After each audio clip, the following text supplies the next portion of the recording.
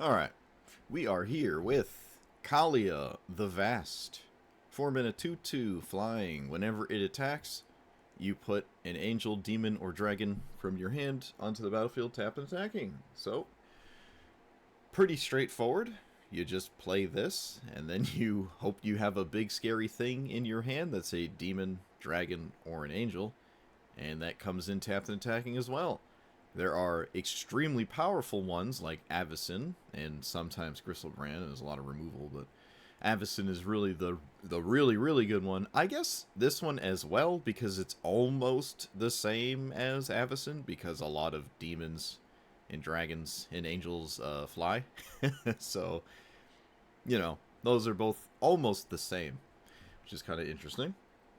We're running a bunch of ways to find a creature, like a bunch of tutors and whatnot. I'm running Buried Alive because it's kind of cool. You can have Croxa and Flage in the same deck. You won't always have both, but it's kind of cool. You guess you could Buried Alive both. I don't really know. You're probably going to wind up flaging more if you do have both in the graveyard, though, but situation. And again, you don't have both every game, so I think running both is kind of fine. Faceless Agent, just a way to more consistently find one of these. This is really the only changeling that seems to be worth it, so it's the only one I'm running. Like, there doesn't seem to be a changeling payoff to put into play, so it's just something that I can use to find something to put into play instead, right? I believe you could put this tapped and attacking in play. It would trigger, but obviously that means your attack trigger didn't do anything exploitative. Well, not really. The major issue here is this dying constantly, and that's really it, honestly. If your opponent doesn't answer this, you just sort of do the thing, and if they do answer it, well, then you're not really doing the thing. And it doesn't feel like there's much in the way of, like, an intermediate game plan. I could adjust the deck so there is, like run some big planeswalkers or something else to do other than all in on this. I guess we do have a lot of ramp here. I'm running all of the things on 2. So I guess it is moderately reliable to ramp into these things and not necessarily always need this to do it. So you sort of have a plan B in these 2-drops here. Yeah, I'm running Skrelv and Selfless Savior and Giver of Runes and all that jazz to try to keep this alive. I don't really like decks that have to make room for these, but I think this is one of those kinds of decks that probably has to make room for these. You could run even more, like Feign Death, Kaya's Ghost Form, and whatnot.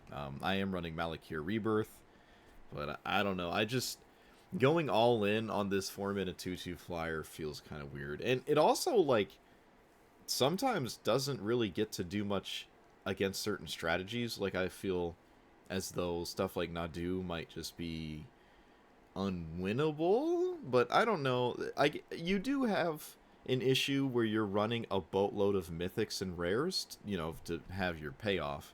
And if that makes your deck weight insanely heavy, then you're kind of screwed, because this isn't really like a super strong strategy. Like, these are all individually powerful, but that's not really what makes the strongest strategies, right? Like, individually powerful cards, they usually, this consistent tight synergy is what makes something like really tier 1. But if the deck weight thing, like, exists, this thing has a deck weight so heavy, at least, according to the points we know about, if it has not changed, that this thing's going to be like borderline tier 1, and that means this is unplayable. But if that's not the case, then, I mean, we'll see. We'll see in a second, right? We'll see how horrible my suffering is about to be. But yeah, we play a 4-minute 2/2 flyer, cheat a bunch of degenerate stuff into play, preferably, one of the more expensive ones, because you don't really want to cheat a 5-drop into play that much, because you're kind of already, like, casting those on turn 5, the turn you're swinging with this. So, like, I don't know, but I don't know. We'll see. Like, comment, subscribe. Let's send it. Okay, well, that's not good. Looks like we're playing against a Twitch streamer. Oh boy, we're gonna be famous. I guess so. I mean, yeah. I don't know. First game. Imagine streaming this commander. Imagine that. I've never heard of this person. I need a beer 30. Alright. Mr. I need a beer. Yeah, it's over for me. You're probably right. I mean, let's be real. I was on the play, though, I guess. I was on the play, but it looks like they have a 1-drop, so yeah, you're right. This game's over. I can play this, play that. Oh, wait a minute. Wait a minute. If they just tap out for Nadu, we're actually in a pretty good spot. Famous last words. Alright, they did not tap out for Nadu. So I will cast this, make it look like I'm looking for a land, but I'm going to go get like a sweeper of some kind. I could also get Avacyn, it's just like the thing to sit and play. Platinum Angel might not be something my opponent can ever deal with, so that's pretty interesting. They might not ever be able to deal with it. So if they just play their thing and then they just don't have anything after the fact, I could maybe play Magic. I did tutor, so they could be scared of a multitude of things. But I kind of tried to make it seem like I needed a land to tutor for. And it's also a tap land, so it's even more convincing. Okay, well this is completely bananas to me that my opponent didn't cast Nadu. Alright, I mean, I guess this is just the don't cast Nadu for 6 years strategy. Once they do cast Nadu, it's probably too late at this point. Yeah, I don't really know what to do here. Other than, like, hope they have 0 answer to Platinum Angel. I guess that's a thing that could happen. I think I'll just cast this now. I mean, I came here to cast it, so... I can put Gristlebrand right into play. It's not like they can block it. But then I can't kill anything.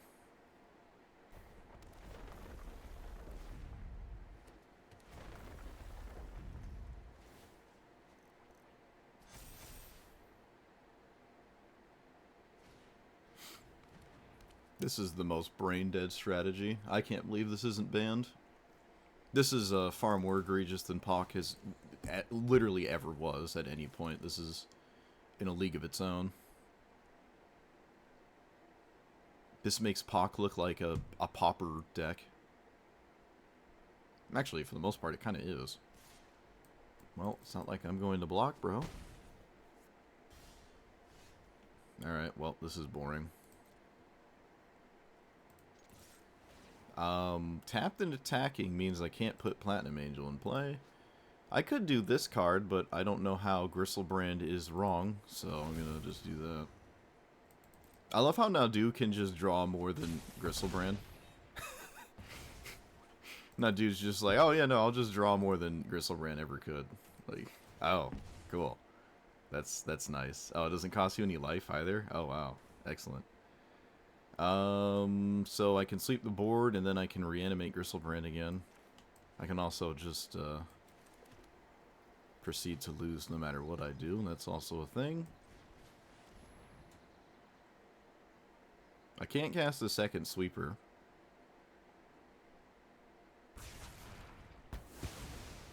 Okay. I can reanimate Gristlebrand right now. I kind of want to.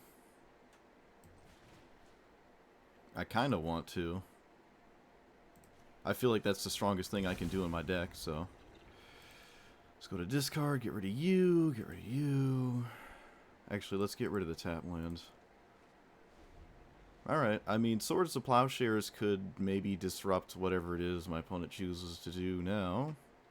Nadu does simply cost 5. Hello. Okay.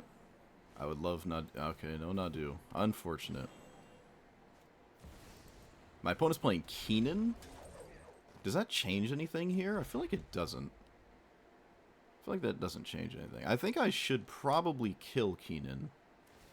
But, like, they already have infinite mana, so, like, why do I care? My opponent already has all the mana in the world. Keenan's only giving them 2 additional mana. That doesn't seem super crucial to me winning or losing. So, let's play land. Hope you are doing today. I don't know what that means. I can play Platinum Angel if I assume I'm never going to get another turn. Or I can tutor for like a second removal spell like Fatal Push. That feels slightly better. So let's put Fatal Push in our hand. And I guess bin Flage or Croxa. So, wait, where's Fatal Push? There you are. And then put Flage in the graveyard. And now I have 2 removal spells. A Nadu player having to think. That's a new one. Okay, that's not 5. That is certainly not 5 mana. Craterhoof Behemoth. Am I alive or am I dead? I think I'm dead, but let's... Okay. So let's swords this, so I don't... That doesn't hurt me. Oh, never mind. They still have combat tricks. Oh, maybe not. Maybe not. And then they go to attack. If they go to attacks, they tap out completely. This also just isn't lethal. I feel like you always have to attack anyways, which taps them out. And now I can Fatal Push the Paradise Druid. I need a black source that's untapped. Which is kind of spooky with the life total here, but... Let's kill this. And now we only take 5. My opponent is at 16, though. It's going alright. What's with the... Yeah. I glimpsed what they said, and now I see it in full. So I can swing. I can kill Keenan with Flage. Right? It's only Ward 1. I guess I will. Seems like the best option of all the options I have.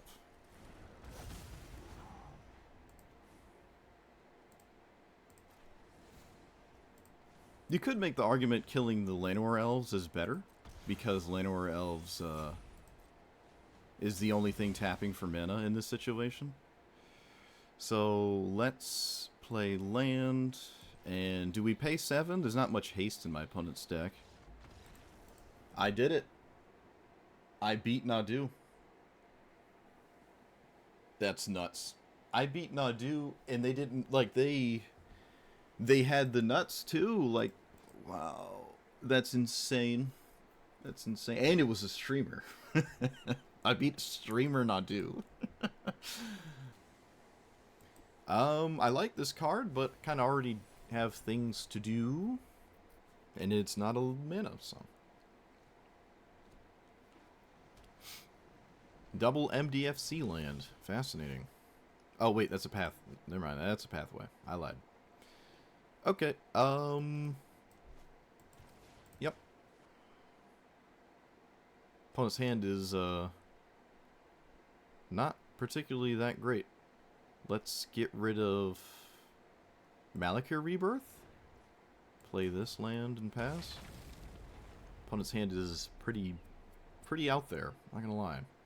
I could have taken the MDFC land, but they had 2, so it doesn't really do anything. I did find a land. Does that change my opinion on casting Faithless Looting? I don't think so. I think I'm still casting this. Get rid of you, and I guess Rakdos. I already have like a scary thing for Kaalia. And if I can get my opponent to Ingrass Rampage this, that seems fine as well. Ingrass Rampage doesn't actually do anything else other than to deal with this at this point. Okay. So, cast Kaalia. There is no answer in hand to Kaalia. So, yeah. I could have actually cast Croxa there. That's funny. Alright, we're in the ideal scenario with a protection thing up. It only took 1 hour and 8 minutes. Never mind. My opponent top-decked the penultimate answer. They top-decked an answer. So, never mind. Silly me. Keep it in the graveyard for Croxa. Decline. Surely I don't get punished for that. 1, 2, 3, 4. Let's do that in the graveyard. Can reanimate it.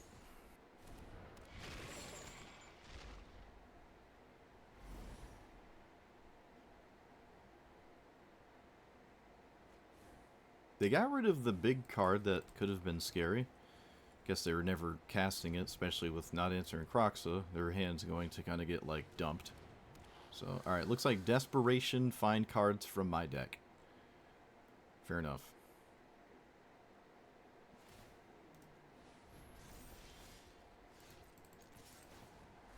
Although Croxa is a clock that is quite significant. More like Cloxa. Get it? Because it's a clock. Don't want to kill my own Croxa. I will play this. I think that's fine. Their commander's not really ever... Yeah, just hit a land. Okay. It's not really much it could hit that's a big deal. I'm probably just immediately winning when I get to my turn here, but... Yeah, even through... We had Giver of Runes, and they still just answered everything in play, which is disgusting, right? The top deck Lightning Bolt was really, really devastating. But, yeah, unfortunately this commander... I mean, I played a lot of this when Outlaws came out, and... Oh, man, it never did anything. It never did anything, and... Oh, here it is not doing anything. That's all I've been doing. And then when I win a game, it starts pitting me against Nadu. I don't know what that's about. That's kind of funny. Like, I win a game, and then the next 3 opponents are Nadu, and I just, like, lose. I wonder if, like, my win knocks the MMR up higher, and then I start playing against it, and it sends me back down. But I don't know. Wouldn't surprise me, though. Wizards has proven themselves to do very, very odd decisions when it comes to rating people and whatnot. That is a scary card, but I do have a way to exile it, I guess. So get the Savai Triome here. I'm going to be casting this. Yep. So I can cast this, and then I can Grim Tutor the turn I go to attack, which is pretty nice. My opponent also doesn't appear to have, like, super degenerate start here. Works out, so black, white, red, yep, that does it. They could have an answer, but it is mono white, so there aren't that many answers to this. It's like swords, oh, okay. Okay, they have devotion, but as it stands, I guess I'm technically beating it? Am I? Yeah, kinda. 9, 10, 11... And then I go to 6. I can cast Platinum Angel, and it feels like what I'm playing against does not bode well against Platinum Angel. It also feels like maybe the only thing that keeps me in the game anyways. Like, I don't think either of these would do it. So we can get Platinum Angel. And then the next thing I get, if I get the option, is something else. But they might not answer this. It could actually just sit and play forever. I'm not killing them with damage, but that's... not a big deal. This is mono white, so we're gonna assume we have, like, ample time to play Magic. I'll probably kill the Vanguard with the swords. I don't actually know what to swords here, but it's looking like the Vanguard makes sense. Maybe not. Maybe I just take it all and then I use swords to deal with something that actively hinders me from undoing, like, my demise or whatever. Don't know what they curse. They can't really curse Kaalia. They do curse Kaalia. That's interesting. Okay, that also doesn't do anything. Yep, I think at this point, our best bet is to hold the swords for, like, a creature that could actively hinder my way to truly win, because I'm not even stopping myself from going into the negatives anyways. Alright, well, we've been here before, but it was a different colored deck. Let us play this for a Surveil land. There's no reason not to swing. Offset the life gain, I guess, if I choose to eventually kill my opponents. Oh no, I played a fetch land that I can't pay life for. Oh, I forgot. Shoot. Oh, come on. Come on, that was your top deck? You just top decked Borrowed Time? Are you serious? Come on, dude. You've got to be kidding me. Come on! Come on, dude. You gotta be kidding me. You just top-decked borrowed time. How? How do people do this? How do they do this? It's a mono white deck, dude. It draws 1 card a turn. They're top-decking. How do they do this? I'm having a meltdown. Oh, dude, that's... Yeah, that's... man... Come on. I mean, it was also, like, really fast, too. It was, like, the preceding turn they drew it. It wasn't, like, 10 turns later, where I still might have lost, but... That's... Come on. You've got to be kidding me. It's an O-ring, too. It's, like, a not very good answer to cards. Just, like, this 3-mana sorcery speed O-ring that doesn't permanently deal with anything. It's, like, the most insulting answer, too. Jeez. That's just like actual shambles, dude. This is completely nuts. I wonder how many answers they have in their deck. I'm actually curious how many cards my opponent was running. Probably running swords. Probably running swords. Well, this is a bad sign. Opponent apparently has a bunch of decisions. Death Touch, Lifelink, end stop. If this die, perpetually belongs to number of creatures. Okay, that's fine. Let's play this. I need to Mana Tithe, so I'm going to cast the untapped one here. Or rather, I want to Mana Tithe. I feel like shutting down my opponent's commander for 6 years is very good. So, let's do that. That also doesn't just line me up to smile and nod at everything my opponent's doing and then proceed to not succeed with Kaalia. Okay, I did draw a land. It's a tap land, so no Kaalia this turn. Such is my life. At this point, we actually don't even need to cast Kaalia, because everything is 5 here. Skyclave Shade, that's a strange one. Red or black both work. I guess I'll get a black. It's more black in my deck anyways. Don't really know which one to cast. Nothing my opponent has in play makes me want a Glory Bringer. So I could just Doom Whisperer. Seems kind of weird. Maybe just cast Rakdos. Although Rakdos has way more value once you already have something in play. Yeah, we'll just do this, because if it dies, I at least get to do something with it. Can, like, Surveil, too, a couple times or something. Don't want to get too stupid, though. Black players already have an issue with committing Sudoku with paying life. I don't want to do that. We already played Crick. Okay. Sure. It's not a big deal. My opponent namely put their commander in the graveyard, so there must be the MDFC Awakening card. 3/3/2. Yep, MDFC Awakening card does it. That is not it, although that's still a problem with Phyrexian Tower. Opponent has an answer anyways. Why not? 2 protection spells. Probably not in the department of worrying about that right now, so... Glory Bringer's also kind of useless. Day of Judgment, not as useless. We could bin a few more. Like, looking for Flage here is actually really valuable. I'm just, like, trying to dig a little bit deeper. Don't want to get too dumb, though. Again, I don't necessarily need another land. Let's go, like, one more time. Inquisition is not bad. I can't play it alongside of one of these next turn, though, so... Okay.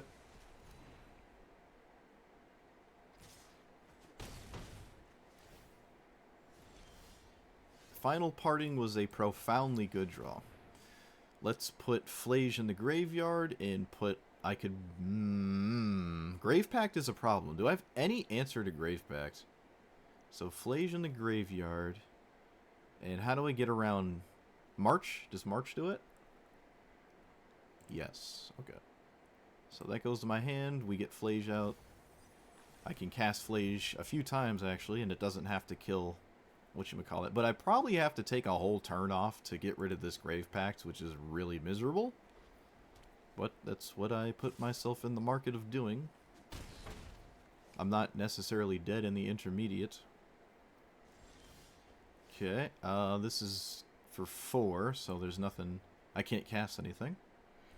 I don't have a white card to exile to this, so I can't, like, Ornithopter or whatever. I mean, they could just sack something in response anyways. So I just lose the Ornithopter. This is as good as it's going to get, I think.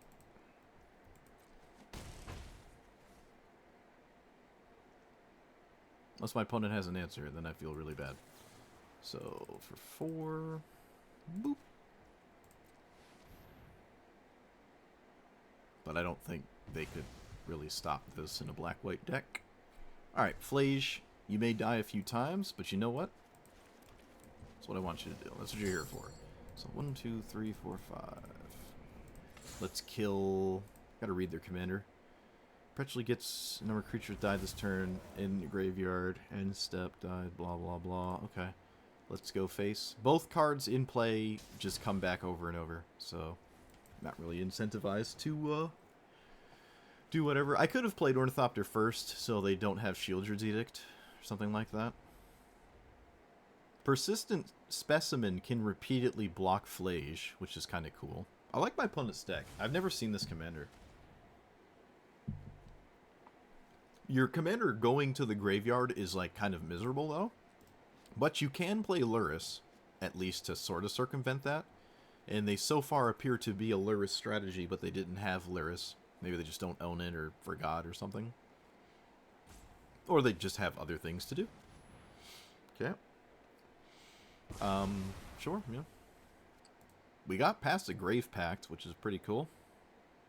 In a creature-heavy strategy, right? I don't usually get to do that too often. They played... Yep, okay, sure. I mean, both of these are not as good as Flage, like, at all. So they can just have their way with these cards. And so far, this is not, like, a massive issue. It's actually not even close. Okay, let's go get a Surveil land. I guess I'm looking for certain things. Yeah. That's not what we're looking for. Also, just casting Flage is what we're doing, so.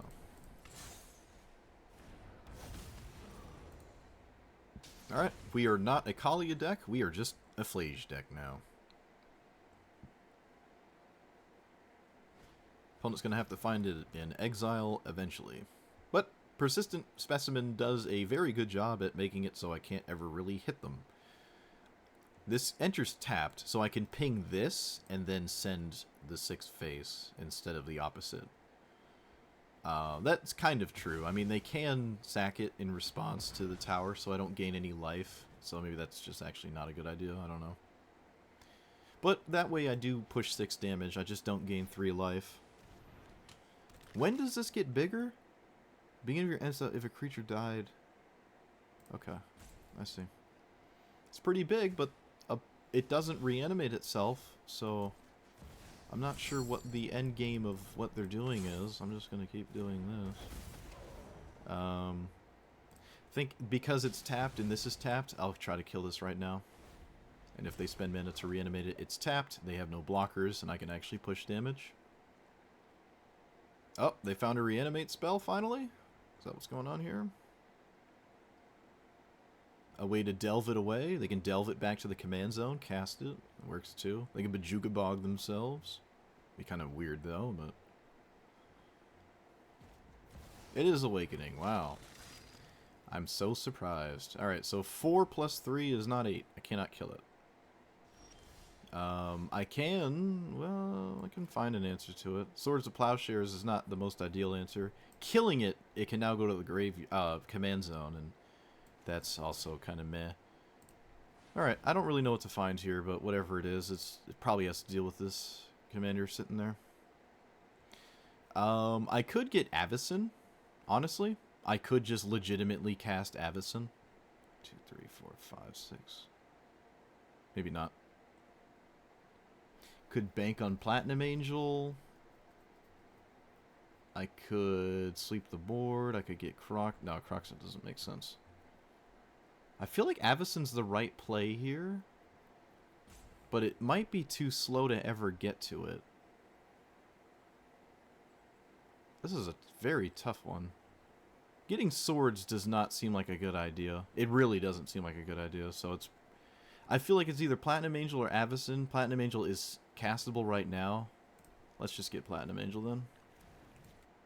And we can bin some random stuff. Maybe one thing that I wouldn't feel bad about reanimating. See, I don't like that though. Like Croxa, Sentinel, and this thing. It's probably the worst of the bunch. Alright, I don't have a very efficient attack here, but I guess we can trade. I would love to Glory... If Glorybringer could have killed it, would have felt better about everything. But I don't think I'm going to, like... I don't think I'm advantaged by not swinging. I think I just have to swing. They didn't sack this and reanimate this, so... This doesn't have Vigilance.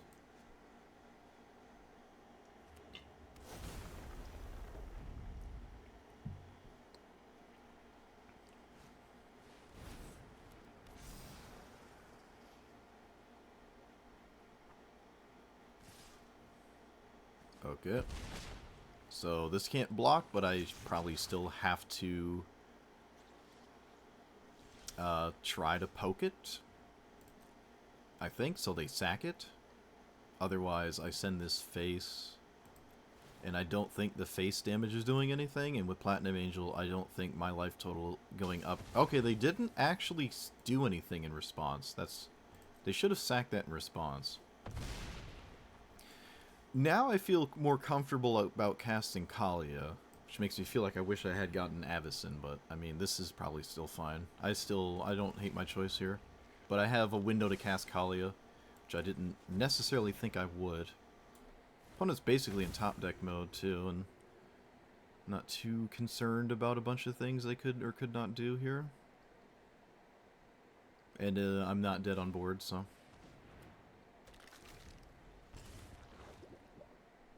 I could die to toxic damage. I guess that's possible. Maybe I should concern myself more with the mites. Feels kind of weird, though.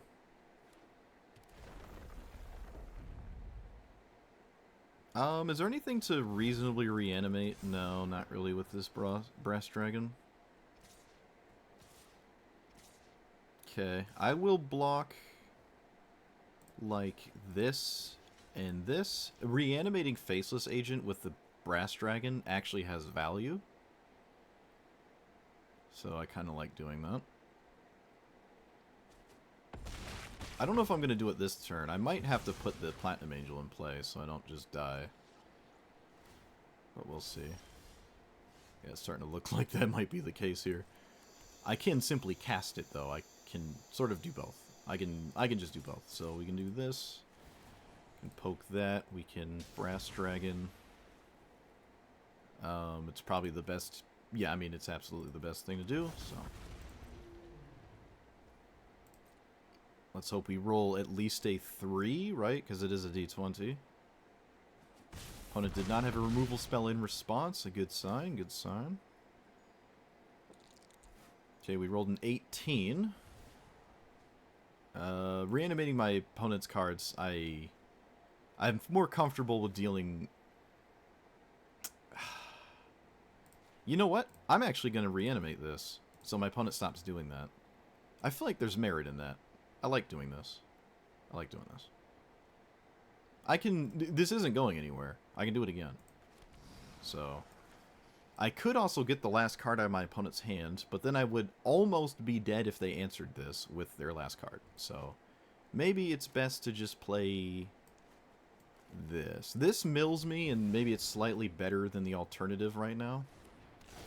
They're kind of the same. I just don't take damage with this card in play.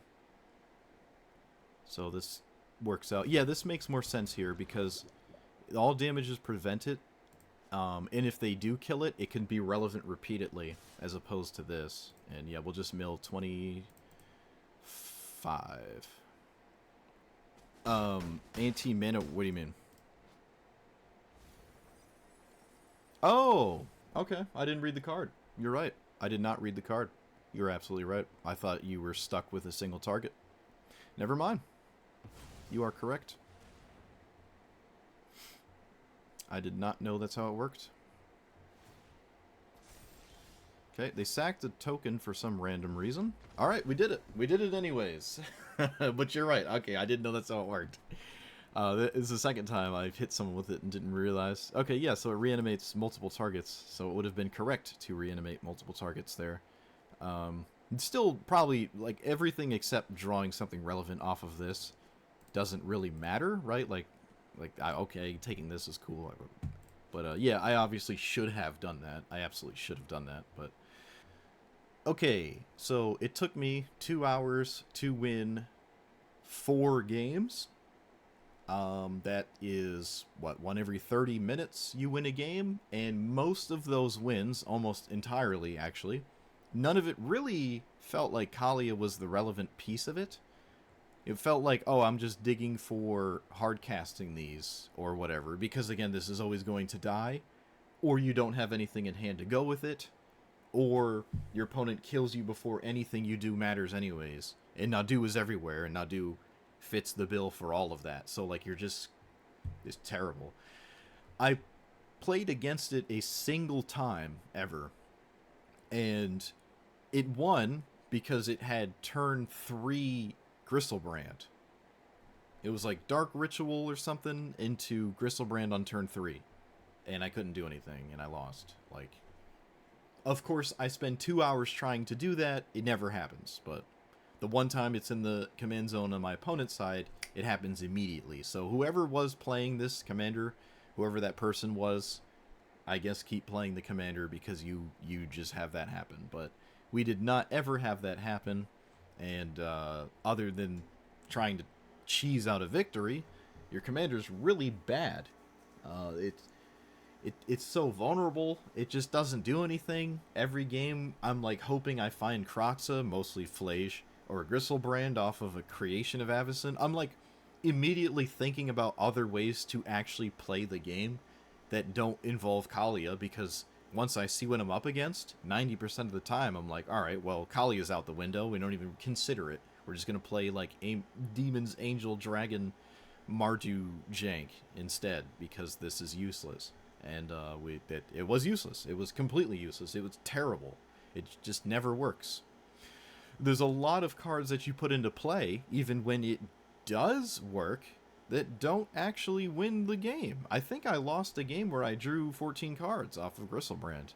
At that point, maybe it's just on me. Maybe the deck itself is just not built in an appropriate way, which, you can make the argument for.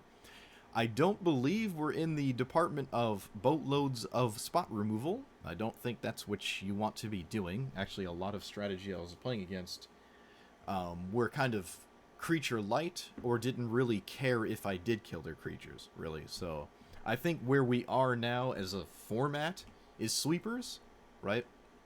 You can't really kill Nadu with a Doomblade. Can't really do that. I mean, you can, but... So...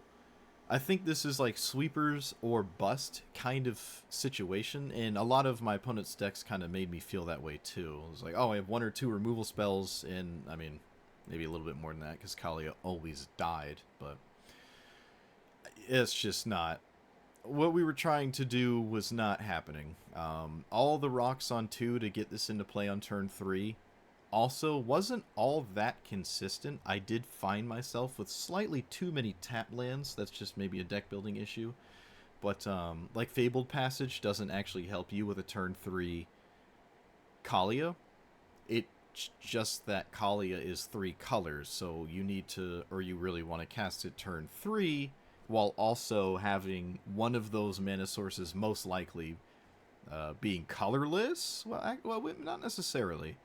Okay, no, these are mixed with colored as well, actually. But if one of them is colorless sometimes, you really can't afford to not have all 3 colors come off your lands if you're really trying to Kaalia on turn 3. And if you're not Kaalia-ing on turn 3, you're probably never going to.